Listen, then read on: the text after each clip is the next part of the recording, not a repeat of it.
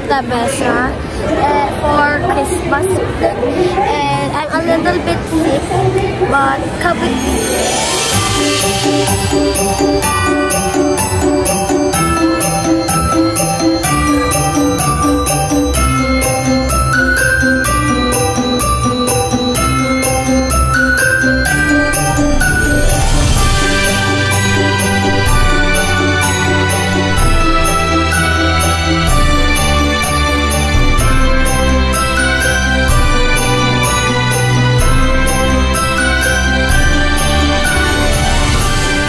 Mesa, and meron tayong magandang okasyon ngayon.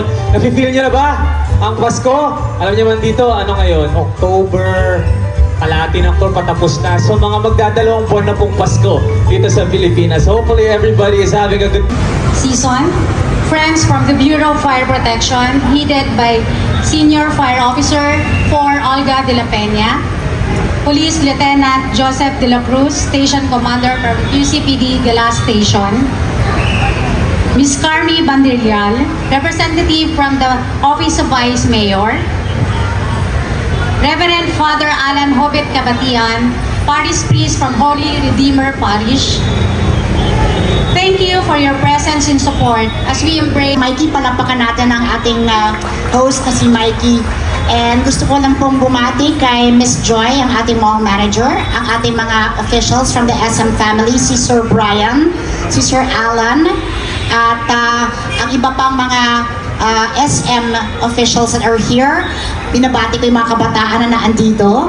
At I'm sure may mga mamamayan taga Quezon City. Taas ang kamay ng mga taga Quezon City. Ayan. Hey, mga Q citizens.